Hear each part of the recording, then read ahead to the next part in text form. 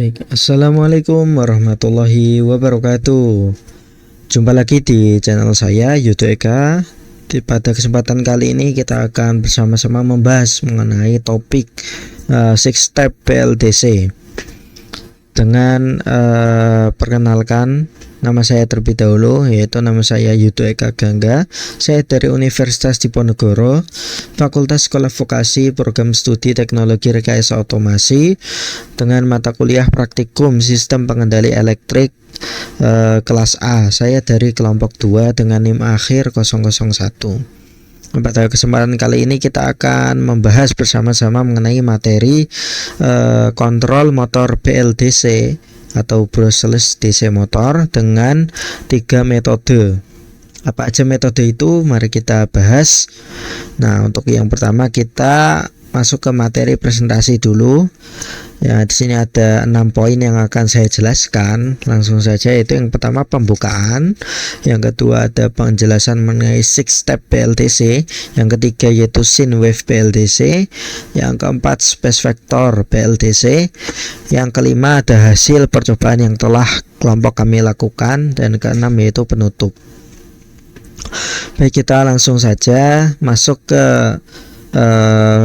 metode kontrol motor PLDC yang pertama, yaitu 6 step PLDC. Pertama-tama kita jelaskan dulu apa itu motor PLDC. Jadi definisi dari motor PLDC sendiri itu merupakan motor listrik dengan arus searah yang tidak menggunakan sikat atau brush seperti motor DC konvensional, melainkan menggunakan sistem komutasi elektronik atau commutation untuk mengatur arah arus pada kumparan stator atau bagian yang diam pada motor. Jadi pada motor PLDC ini terdapat 2 bagian utama, yaitu yang pertama ada rotor, tentu saja bagian yang bergerak. Nah, dimana pada motor PLDC rotor ini berisikan magnet permanen. Yang kedua ada stator atau bagian yang diam. Ini tersusun dari kumparan tembaga sebagai pembangkit medan magnet. Nah, prinsip kerja dari motor PLDC dapat dilihat pada gambar di sebelah kanan saya ini, di sebelah atas ini. Nah, di sini ada rotor, sini dia itu ada magnet permanennya. Nah, kemudian stator ini dari kumparan tembaga kan, dia itu akan menghasilkan medan magnet. Nah, interaksi antara medan magnet stator sama medan magnet rotor yang permanen tadi itu akan menghasilkan gaya tarik dan tolak atau tarik menarik yang menyebabkan rotor itu selalu berputar seperti itu. Di sini stator misalnya. Stator ini memiliki tembaga yang membangkitkan medan magnet. Nah, dia akan menarik bagian dari rotor ini. Kemudian rotor ini akan bergerak ke sini. Kemudian yang magnet ini dia akan menarik sehingga rotor bergerak ke sini, dan seterusnya seperti itu. Jadi proses perubahan arah arus pada kumparan stator dilakukan secara elektronik sesuai posisi rotor, sehingga motor dapat beroperasi secara efisien, responsif, dan memiliki umur pakai yang lebih awet. Oke, itu untuk pengertian dari motor PLDC. Nah, selanjutnya kita akan masuk mengenai metode kontrol motor PLDC yang pertama, yaitu kita gunakan 6 step commutation atau komutasi 6 langkah. Di sini merupakan komutasi yang paling dasar pada motor PLDC. Mana pada metode ini inverter bekerja dalam 6 langkah switch dalam satu siklus listrik, di mana setiap langkah itu memiliki sudut 60 derajat listrik, dan jika total 6 siklus maka 60 dikali 60 yaitu 360, yaitu satu putaran motor. Jadi tentu saja pada metode 6 step ini ada 2 kondisi, 2 fasa motor dialiri arus dan 1 fasa dalam kondisi off, dimana dua fasa motor yang dialiri arus ini tentu saja dia yaitu agar hasilnya itu dapat berputar seperti itu. Kemudian satu fasa dalam kondisi off itu agar kondisinya menciptakan kondisi di mana motor PLDC ini akan berputar. Metode ini umumnya memanfaatkan sensor Hall untuk mendeteksi posisi rotor. Nah, untuk cara kerja dari sensor Hall ini dapat kita lihat pada slide selanjutnya di sini, yaitu ketika sensor Hall ini mendeteksi posisi rotor. Misalnya di sini sensor Hall ini mendeteksi posisi rotor, maka dia akan mengirimkan sinyal ke controller. Jadi berdasarkan sinyal tersebut, controller akan mengaktifkan pasangan transistor inverter tertentu, sehingga arus yang mengalir pada motor akan berbentuk trapezoidal atau trapesium, sehingga medan magnet pada stator akan berputar secara diskrit, yaitu mengikuti 6 urutan komutasi yang telah ditentukan. Jadi komutasi ini juga sangat bergantung malah kepada sensor Hall yang gunanya itu mendeteksi posisi rotor tentu saja. Nah, kita bahas kelebihan dari metode 6 step ini. Tentu saja implementasinya yang sederhana karena itu merupakan dasar sekali dalam pengontrolan PLDC. Biaya yang diperlukan tentu saja rendah dan kemudahan aplikasi pada sistem dengan kebutuhan kontrol yang tidak terlalu kompleks. Namun kekurangannya yaitu metode ini memiliki kekurangan. Torsi ripple-nya cukup besar dan juga cukup berisik.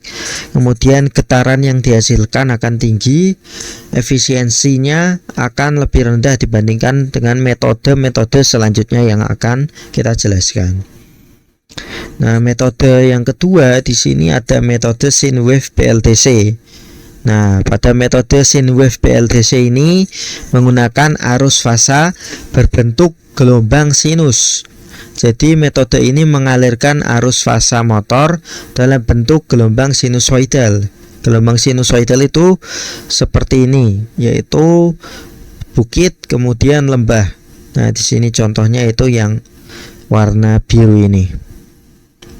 Prinsip kerja dari sine wave PLDC ini didasarkan pada modulasi tegangan inverter, yaitu mengikuti referensi gelombang sinus yang disesuaikan dengan posisi rotor.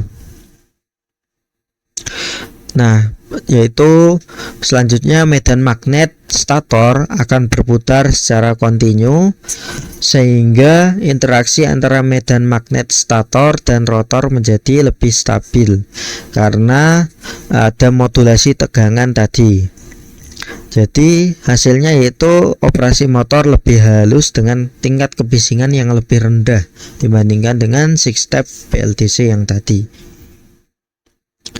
Nah, untuk kelebihan dari metode sine wave yaitu torsinya yaitu lebih stabil, tingkat getarannya rendah, noise-nya juga rendah, kemudian cocok untuk aplikasi menengah hingga tinggi.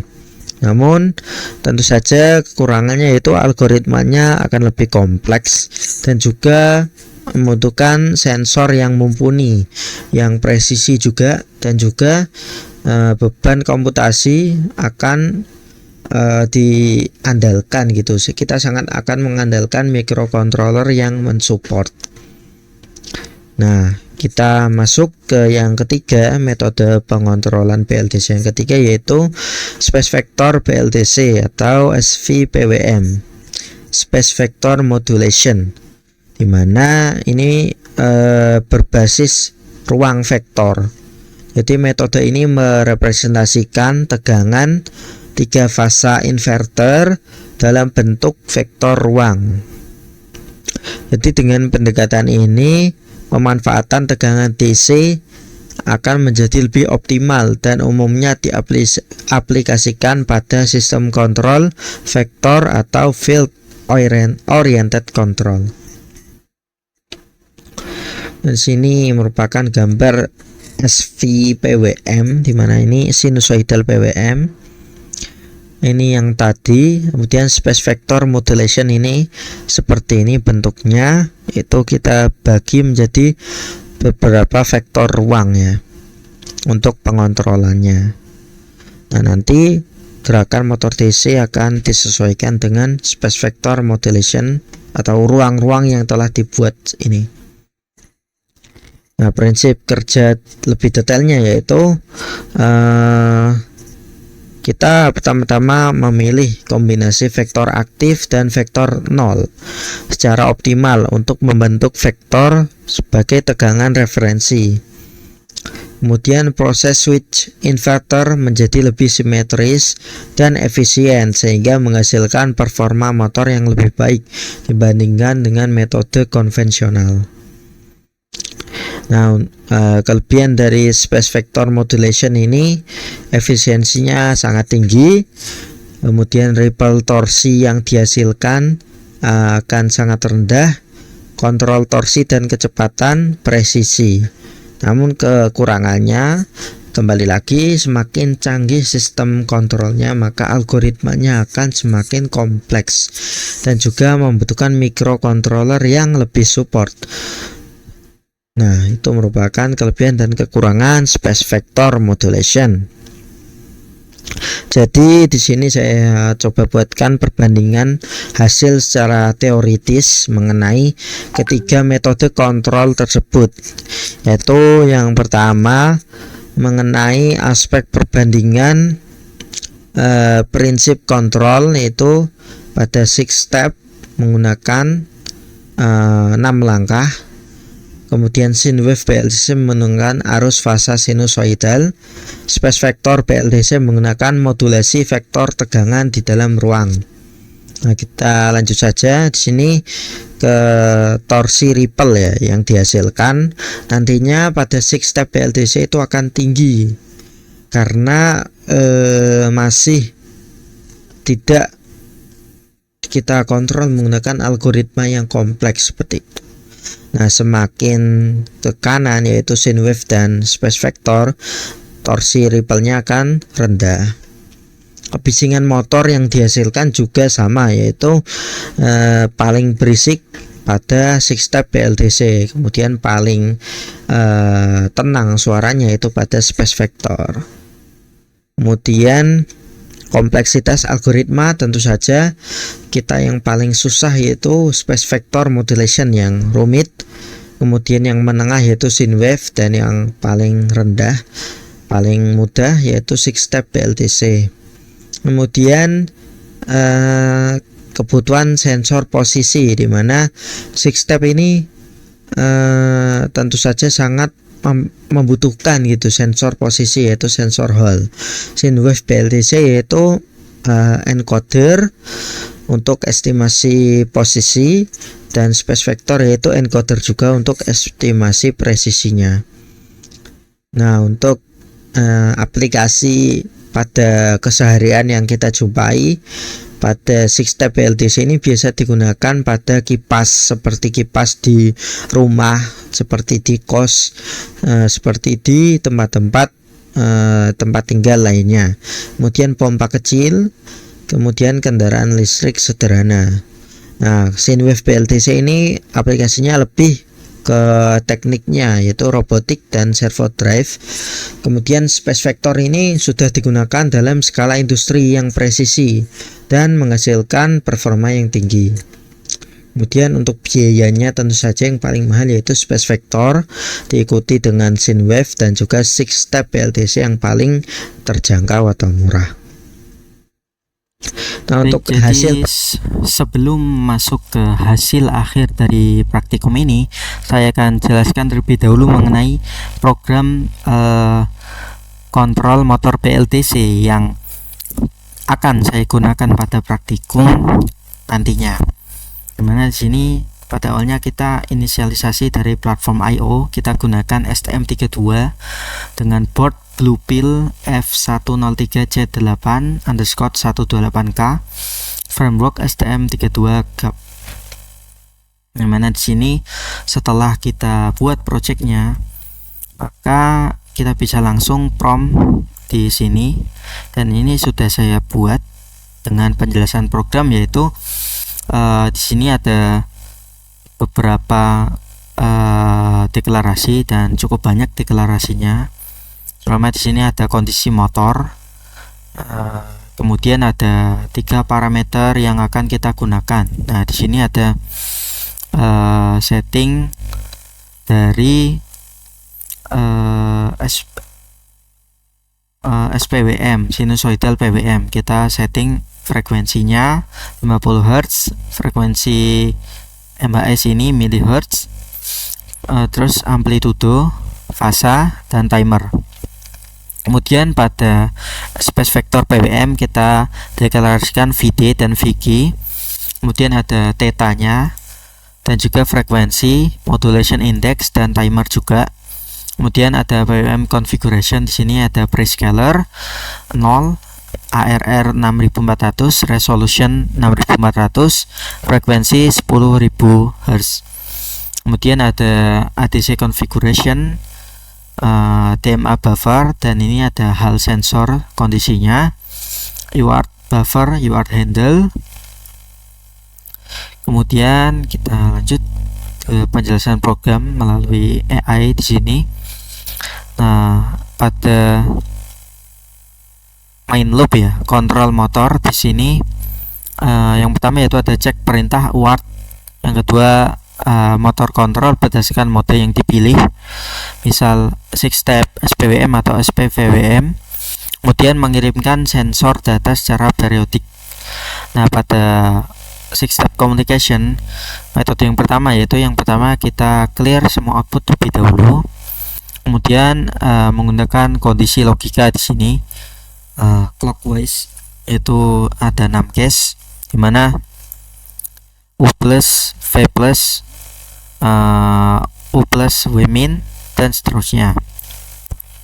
Kemudian di sini ada mode kontrol yang kedua yaitu sinus PWM, mana inisialisasinya yaitu yang pertama kita update fasa dari sudut, kemudian kita menggenerate menjadi sinyal 3 fasa sinusoidal, kemudian kita mengharmonisasikan injeksinya, kemudian mengapply direction, lalu mengkonversi menjadi ke resolusi, dan kita kirimkan ke PWM register. Nah, ini bentuk sinyalnya seperti ini.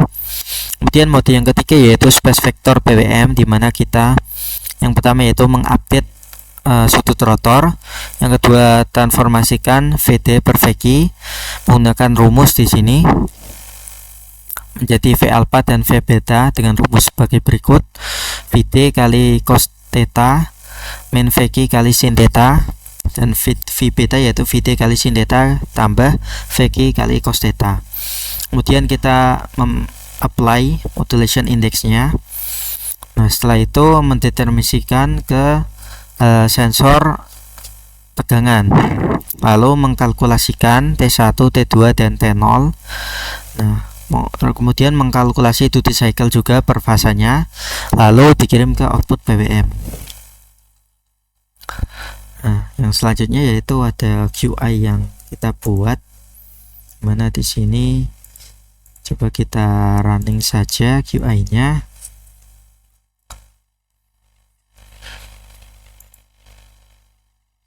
Sini cukup menunggu sedikit lama untuk running QI-nya.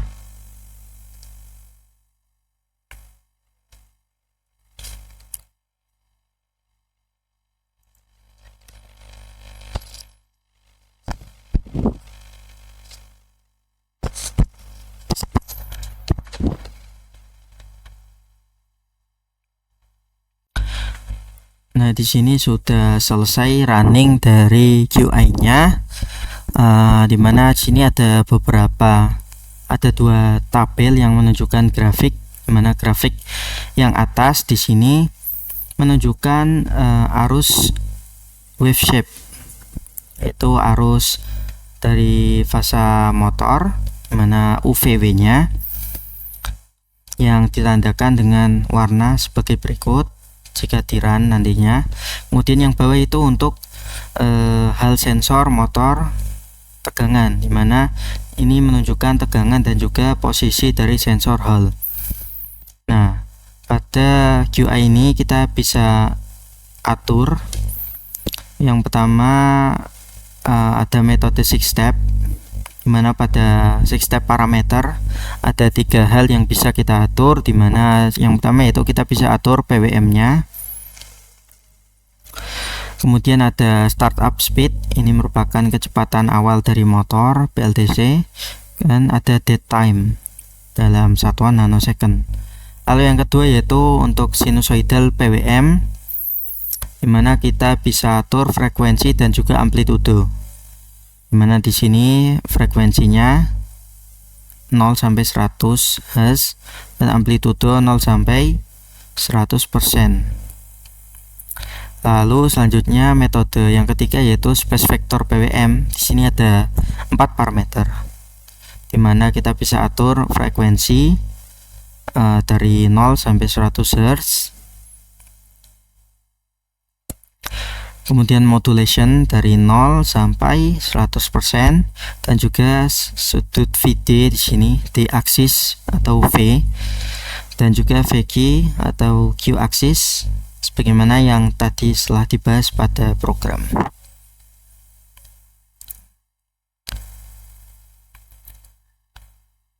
Nah, sebelum kita menguji dari motor BLDC nya, kita terlebih dahulu menguji settingan LED blue pill dan juga LED controller.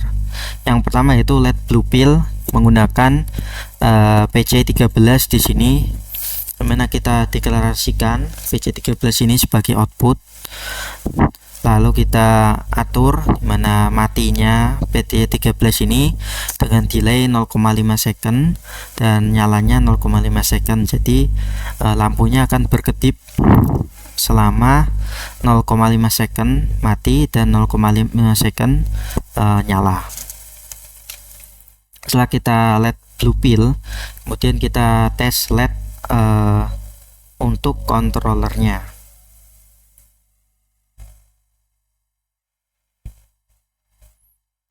Nah, sini kita tes LED controller.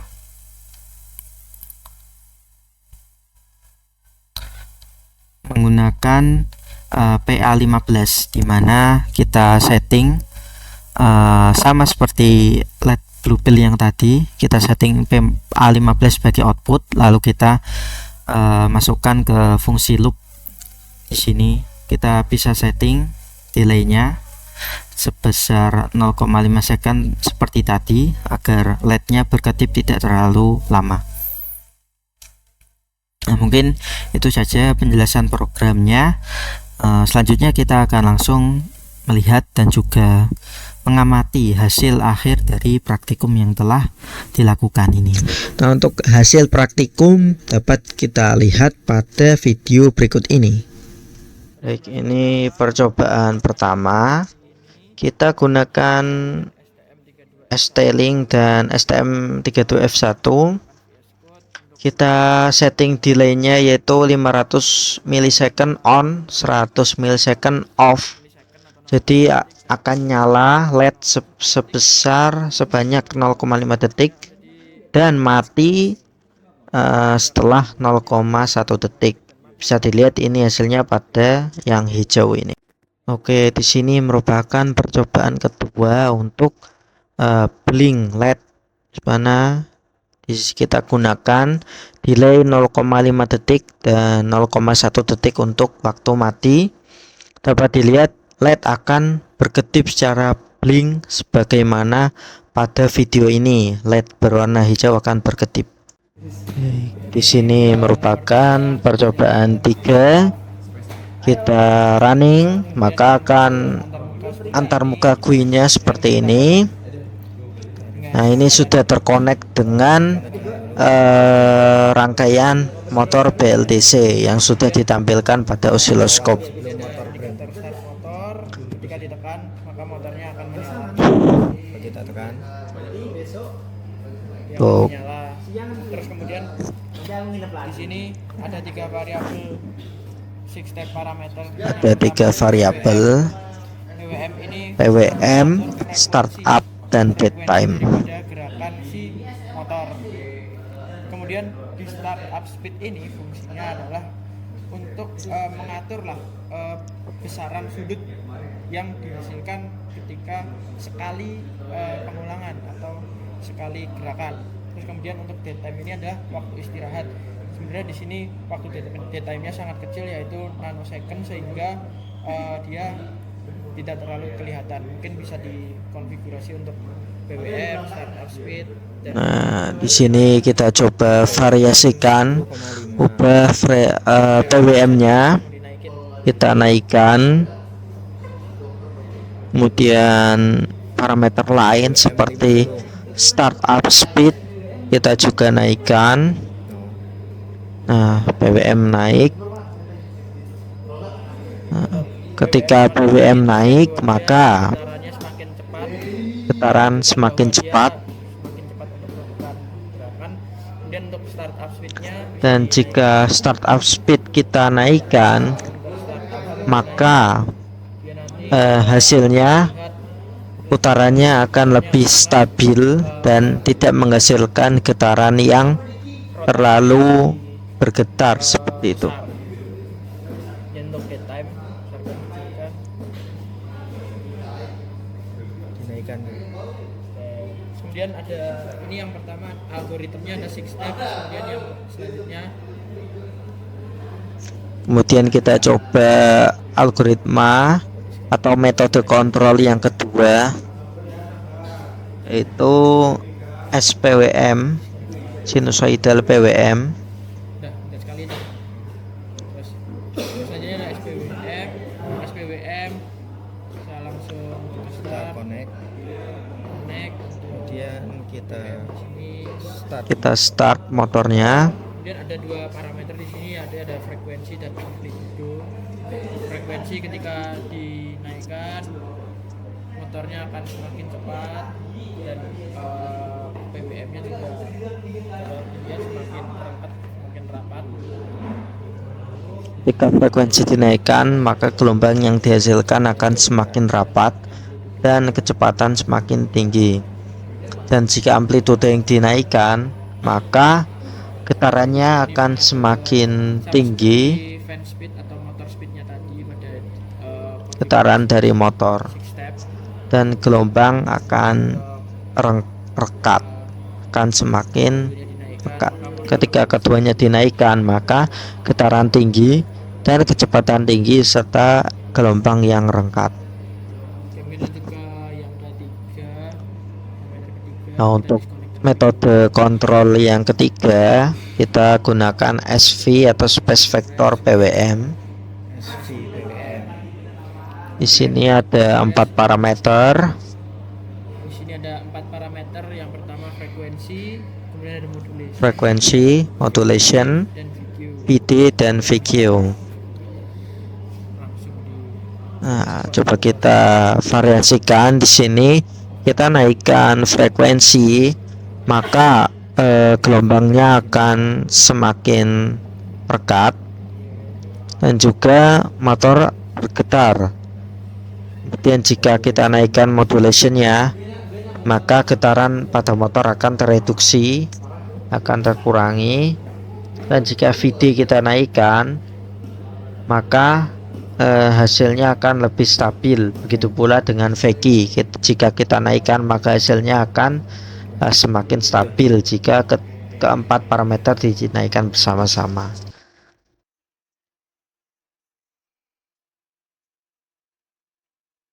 Oke, jadi berdasarkan hasil percobaan praktikum yang kelompok kami telah lakukan, kita dapatkan kesimpulan dari praktikum ini, yaitu metode pengendalian motor BLDC ini mempengaruhi beberapa variabel seperti torsi ripple, efisiensi, dan kinerja motor BLDC. Pada metode 6 step, sistem kontrol yang paling sederhana atau metode kontrol yang paling mudah ini menghasilkan ripple torsi dan kebisingan yang lebih tinggi dibandingkan dengan dua metode lainnya.